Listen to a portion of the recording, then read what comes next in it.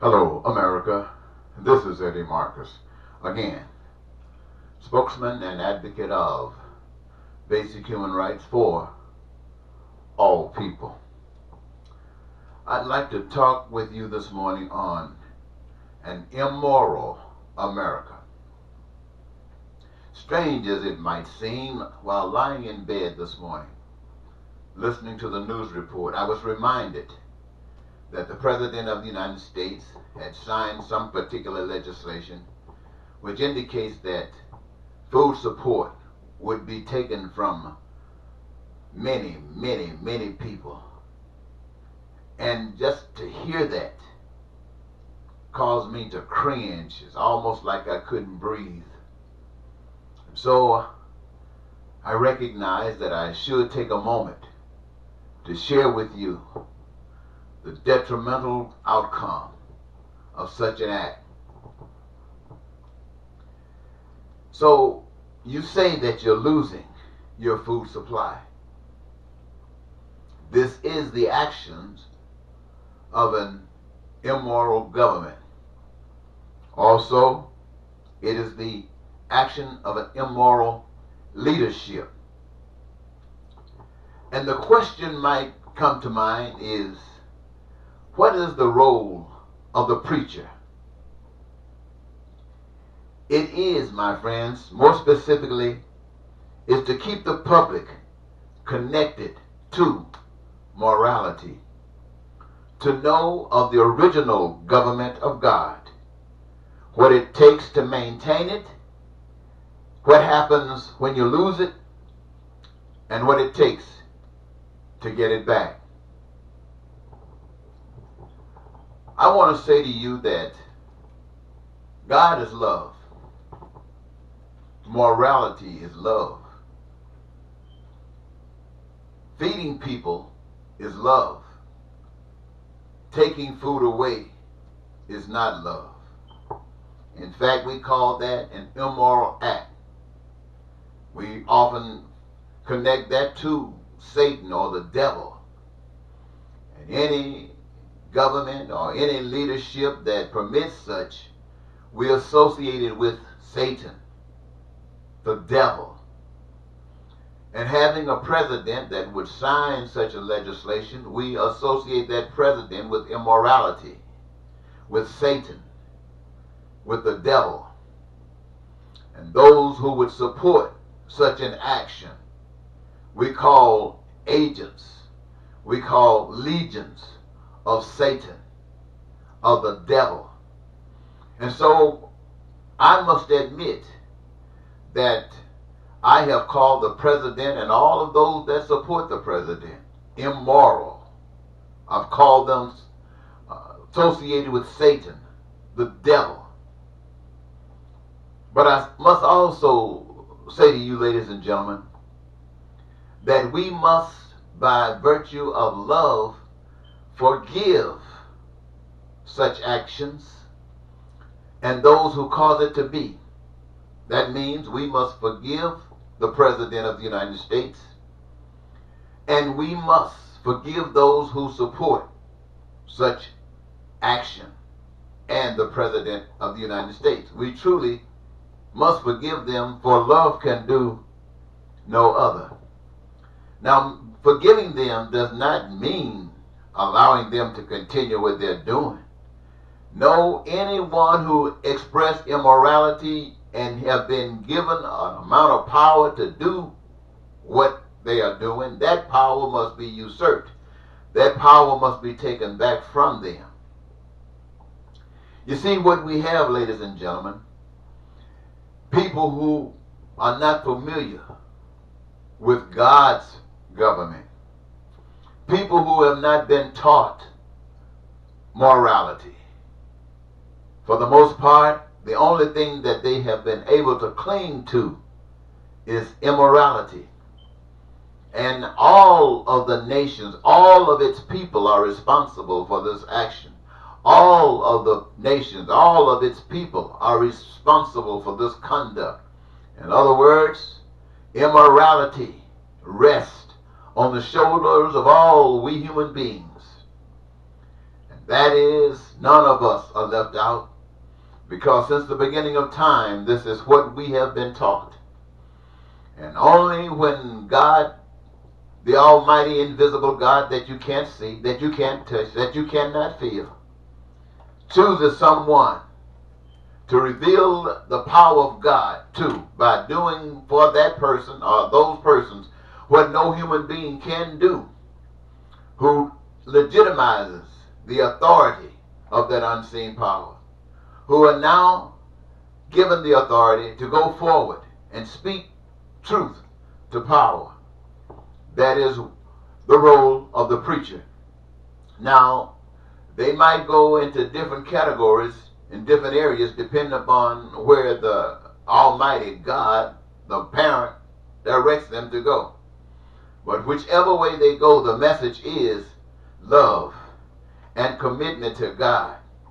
So even though the actions of government, the actions of leadership is immoral, it is the responsibility of all moral individuals to correct this, not to kill it by slaughtering people or persecuting people or putting people in jail, but by teaching people the truth, by standing up for what is right and taking down that which is wrong and preventing it from occurring anytime in the future.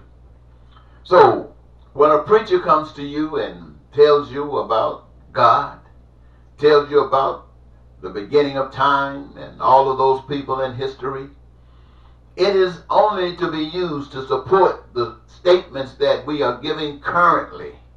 And what is happening currently is more important than what has happened in the past. What is happening currently is what we are living.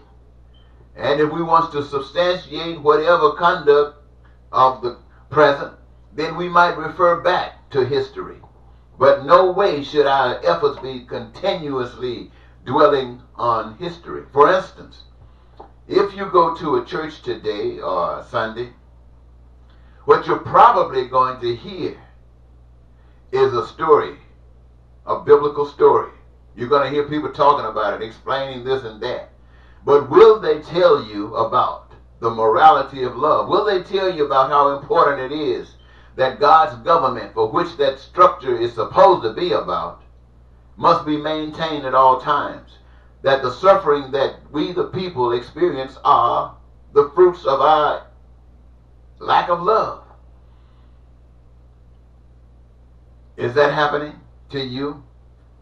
I also heard today that there was a church, I believe, who was in California. Don't quote me, because I'm not sure if it was California, that had raised enough money to work with some other organizations. The purpose was to make sure that the health care debt of a population was wiped out. Now that is love. You're talking about a city on the top of a hill. What if all churches did that, to make sure that people who accrued health care debt was wiped out? But wouldn't it even be better if a system of government and policies were established whereby people could receive health care that would not require any debt? That would be the government of God. This is the government that preachers, or at least this particular preacher, talks to you about. All of those essentials for survival in life for the human being are supposed to be free. And the only requirement to be entitled to any of them is that each individual use the gift that God has given them as a career of choice or a job to participate in the creative process, that there would be enough healthcare workers, and all of the intricacies that's connected with healthcare to make sure that it would be in abundant supply, that no one would have to suffer a lack. Same thing for education, for housing and food. All of these things are the same things, ladies and gentlemen. And the fact that rather than doing it God's way, you have interjected something into this plan called money is a step for your immorality.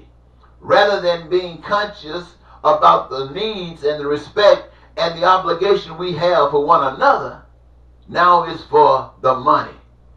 That immorality that has put morality to sleep. And any preacher that's trying to go after money is misleading. And that money, my friend, is the cause of perpetuating this immorality. Everybody wants money. Now you say, in a society in which we live, money is essential. But let me ask you, ladies and gentlemen, what does a billionaire lose when you remove money off the scene and implement God's government? What does a millionaire lose when you implement God's government and discontinue the use of money? What does people who work so hard on different jobs lose when they implement God's government and deny the continuation of that immoral government founded on the principles of lying and money? Well, neither of them lose anything. But one of the most exciting things that comes from the use of immorality, especially where money is concerned, is that it makes you feel like you are better than someone else. Those are one of the principles that is used to establish immorality, that is used to establish the anti-God system. Those who got money feel that they are better than others, and they use their money to exploit others. Now, when you implement God's government, anything that you could ever do with money that's positive, you never lose anything, but you lose your ability to exploit. You lose your ability to deceive. You lose your ability and the authority that you had given yourself to think that you're better than others. And so your immorality comes around and brings you back to morality. So, ladies and gentlemen, yes, you're losing your food stamps. You have an immoral government policy established and representatives to carry it forward. But that is, my friends, the process of an immoral government. So I say to you today, all of American citizens, there is one way to have peace and prosperity and joy in your life, and that's God's government. And in God's government, it is exactly as I have mentioned it to you.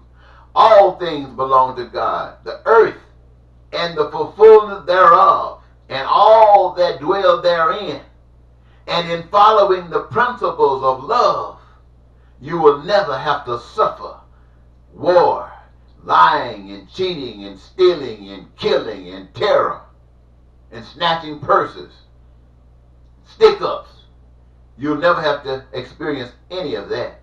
And there's only one way, my friends, to end up in this morality, and that is love. So it is our responsibility to make sure that this policy that is being implemented to take away people's food support, that it is squashed. And every preacher, every member in a church that says that they are led by the Spirit of God must stand up in wherever you must stand and let your voice be heard, that this will not go forward. No one will suffer because of these policies. And if these immoral characters want to go forward, then they must be pulled out of office and replaced with those who have moral value, moral character, and those who have, most of all, love for everyone, which is the evidence of their love and respect for God. I want to thank you so very much, ladies and gentlemen, for giving me this your time. Once again, this is Eddie Marcus saying goodbye.